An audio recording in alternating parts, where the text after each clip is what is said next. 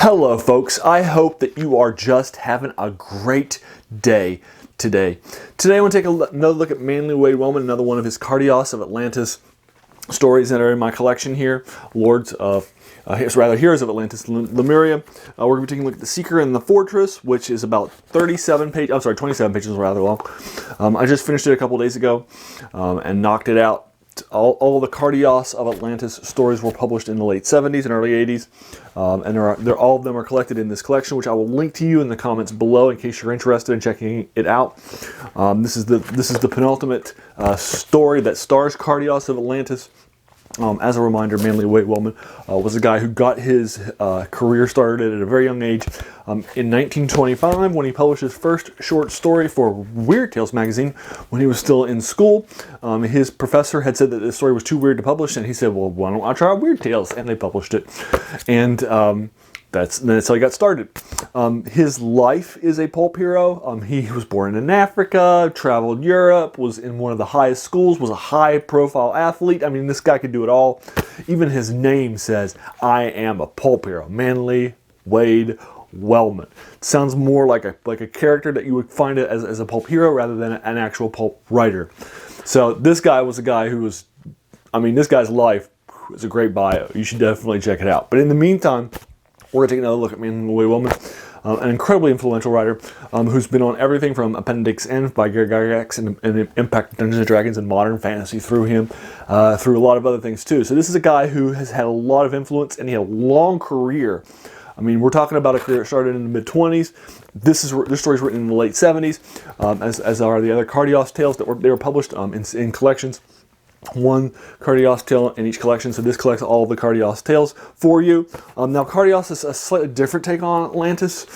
Typically, when you have stories that are set in Atlantis, they're set in Atlantis proper. For example, when I was in 4th grade, I wrote a short story called The Land That Once Was. And it was a detective story set in Atlantis. It was set in Atlantis, right? And so, the same thing is happening typically with the people that are out there. But in this case, Kardios of Atlantis is actually the last Atlantean, and Atlantis has just sunk.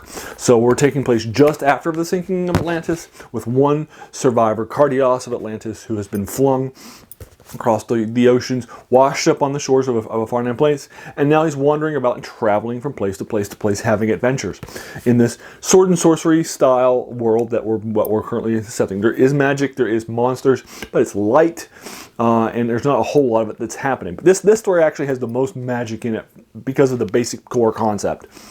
So we're going to open up, we're going to find out that we're actually near a wizard's tower. A wizard has a lot of magical powers.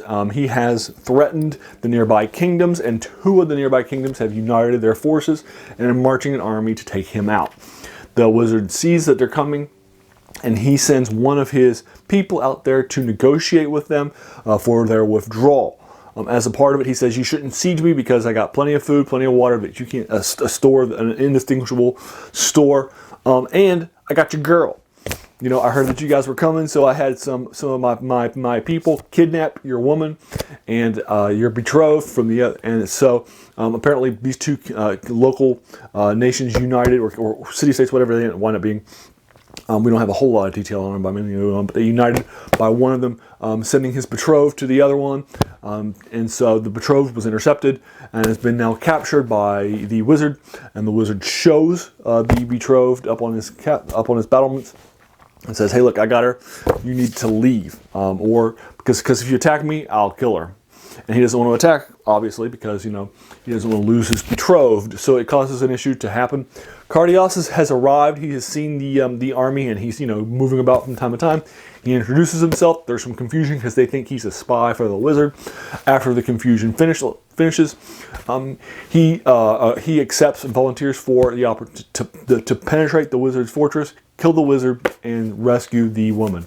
So that's the central core concept of what's going to happen in this short story. It's Kardios of Atlantis heading into a wizard's tower and penetrating his defenses and trying to take out a variety of things that are happening in this place proper. And that's the story. And it's a fun story. It's definitely a fun read. I enjoyed it. I give it an 8 out of 10. It's very, very strong.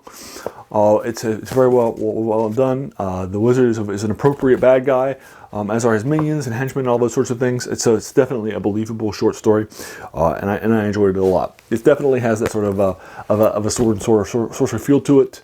Although again, because your bad guys in this case is a wizard, there's a little more sorcery than sword in this case. But yeah, you get the idea though. It's still a low fantasy world, and a number of these things that are happening that are out there. So have you? Again, I think this is a very well done story. I think Wade Wellman does a good job with the descriptive texts. I think the pacing on this is good. I think the story, I think 27 pages was a suitable length for the story. Took me about 45 minutes to read, so I enjoyed it. Just read it for the first time a couple of days ago, and I wanted to bring it to your attention.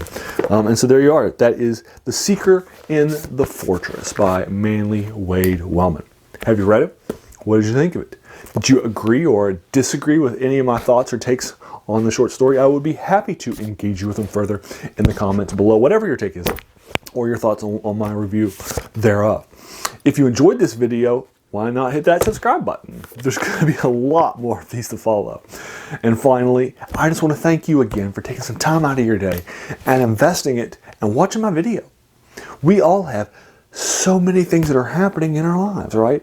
And we're being pulled in so many different directions. So the fact that you spent this time with me is incredibly humbling, and I appreciate it.